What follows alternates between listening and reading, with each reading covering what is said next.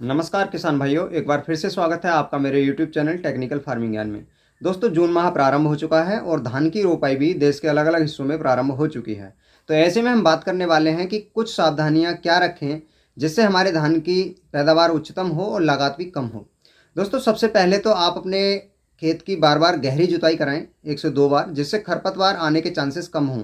क्योंकि खरपतवार यदि हमारे धान की फसल में या किसी भी फसल में उगाते हैं तो जो लागत हम देते हैं उसे भी वो आधा बांट लेते हैं और दूसरा अपनी फसल को चलने नहीं देते हैं खरपतवार।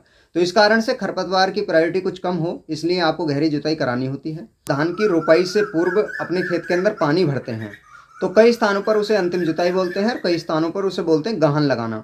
तो उसी समय आपको, यदि आप मशीन से रोपाई करा रहे हैं तो DAP, जिंक सल्फेट, कोई भी माइक्रोराइजा हो सकता है अच्छी कंपनी का, इन तीनों को मिक्स करके आप डालिएगा। तो आपको देखने में आएगा कि जो आपका धान है रोपने के बाद अच्छे से ट्रिलिंग करेगा, अच्छे से चलेगा और जब तक वो पकेगा तब तक बहुत ही अच्छे तरीके से वो ग्रोथ पे रहेगा और उत्तम पैदावार हमें देगा। कई बार हम नॉर्मली ये करते हैं कि धान को रोप दिया, रोपने के बाद जैसे ही वो फूटना प्रारंभ होती हैं या नई जड़ें निकलती हैं उसके बाद DAP, NPK या फिर जो भी मटेरियल्स होते हैं या जो भी दवाइयाँ होती हैं उन्हें लगाते हैं। उससे एक रिदम जो है पौधे का वो शुरू तो होता है लेकिन उतना प्रभावी नहीं होता जितना हम अंतिम जुताई पर दे देते हैं।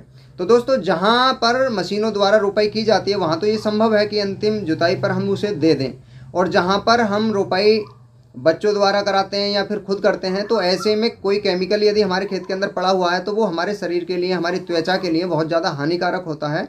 तो ऐसे में उस समय हमें केवल वो चीज़ें रखनी है, जैसे माइक्रोराइजा हो गए, वो हमारे शरीर को नुकसानदायक नहीं होते हैं, ना ही वो हमारी त्वचा को कोई दिक्कत करेंगे। या फिर जैसे एग्रोस्टार का भूमिका होता है, उसके अंदर भी यही सारी चीज़ें होती हैं कि वो त्वचा को तो नुकसान नहीं करेगा, लेकिन जो प्लांट है, हमारा पौधा है, जैसे ही उसकी रोपाई हम करते हैं तो रोपाई से पूर्व जो भी हमने सॉइल कंडीशनर अथवा प्लांट विटालाइजर हमने अपनी गहन के समय या फिर अंतिम जुताई पर दे रखे हैं, वो हमारे पौधों की रूट को विकसित होने में मददगार होते हैं। और साथ ही जैसे ही हमारी नई जड़ें निकलती हैं उसके बाद से ट्रिलिंग बहुत अच्छी होती है, प्लांट अच्छे से ग्रोथ पर रहता है, हरा रंग रख के चलता है। तो कह सकते हैं कि इन सारी चीज़ों का यदि हम ध्यान रखते हैं तो हम उच्चतम उत्पादन अपनी फसलों से ले सकते हैं।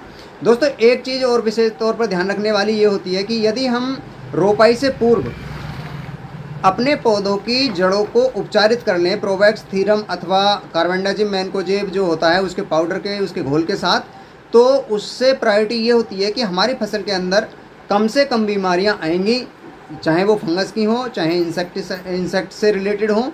यदि हम इन चीज़ों से इन्हें उपचारित करते हैं तो इन चीज़ों का विशेष तौर पर ध्यान रखिएगा। अपनी फसल को रोपते समय आप इन चीज़ों को करिए तो आपको इस बार अच्छा उत्पादन मिलने वाला है।